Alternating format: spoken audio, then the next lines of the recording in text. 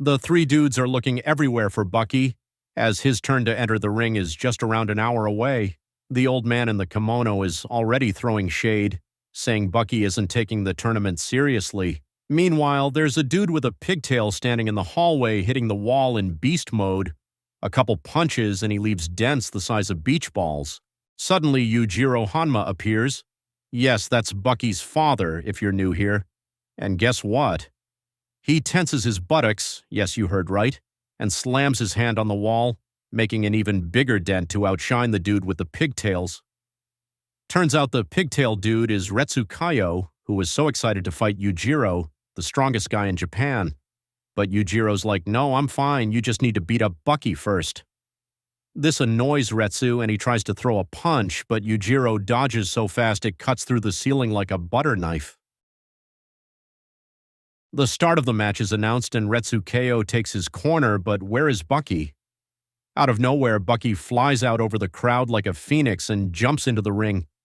The dude is all beat up, but he stands to his full height and stares into the eyes of his opponent while taking punches from an imaginary foe. Don't worry, it's not a creepy ghost. Bucky was just practicing with his opponent's shadow. Yes, that's his idea of a warm-up. The match begins face-to-face, and Bucky immediately throws himself around Retsu Kaio's neck, unleashing torrents of punches on him. Bucky poured him a series of punches to his stomach and beyond. Such audacity the Kung Fu master clearly hadn't expected, though he should have anticipated it. Next, Retsu Kaio makes an underhook to buy time. Bucky then does his secret move of twisting his ear and turning on the Mega Brain mode. It's a special condition where the fighter doesn't feel the threshold of pain. Now it's Retsu's turn to throw a series of punches, but all to no avail. Bucky doesn't fall off his feet. Kaio decides it's time for a super kick and with one heel kick sends Bucky to the other end of the ring. After Retsu's flawless kung fu kick, Bucky gets up like nothing happened. Because he's here to prove his skills to his father.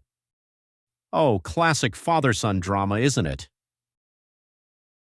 Anyway, Retsu decides to show how serious he is by gracefully throwing off the heavy lobaki with no hands. It's like a whole ritual, and you know it's about to get real. The moment when passions are running high and Kaio Retsu pushes his feet so hard that the veins in his feet start to throb. He lands several hard blows to the face. Baki fails to block the blows and even hits him in the throat with his heel. You don't usually survive a punch like that, and just like that, Baki couldn't take it and fell into a knockout, spitting out blood. Then Kaio Retsu tells the backstory. It turns out that he learned this killing blow to the throat in an ancient temple where he was still a young fighter, and the Kung Fu masters gave him the title of Kaio. Pretty cool, right? Back in the ring, Retsu isn't satisfied that Bucky hasn't given up yet. He delivers a flurry of quick heel strikes, forcing Bucky into a predicament. But here's the catch. This is exactly what Bucky has been waiting for.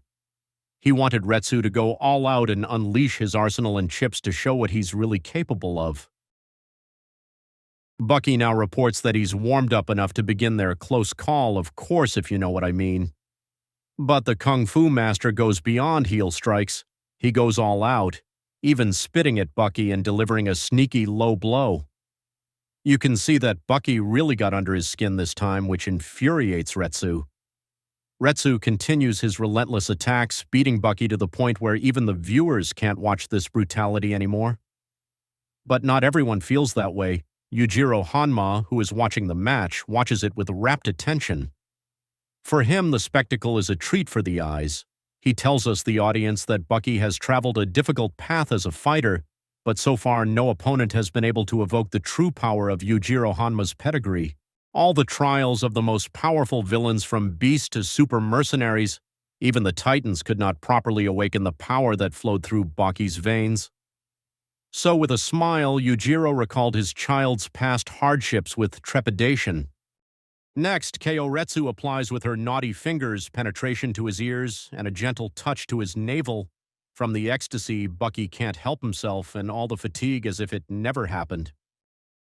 However, it seems that the ancient wisdom of Chinese Kung Fu was exactly what Bucky needed to unlock his potential. The clever Kung Fu techniques opened his chakras, unleashing his inner power. You can literally see Bucky begin to glow, He feels good, almost enlightened by the experience. To show his appreciation, he decides to thank Retsu in his own way and starts twisting his neck. But of course, Retsu doesn't like it. In a wild move, BAKI doesn't completely break his neck but manages to partially dislocate it, leaving Retsu in a vulnerable position. It's a kind gesture from BAKI, showing some restraint. Kaiyo Retsu tries to fight back, but it's too late to do anything. BAKI kicks him in the head with an accurate kick that blows his head off, in every sense of the word. After a blow to the head, Retsu finally gives up, falling to his knees, unable to do anything. BAKI is convinced that Retsu is finished and raises his hand in victory to leave the ring. Then Retsu's help comes running to him, surprised that BAKI has carefully disconnected his head from his spine but damaging his neck.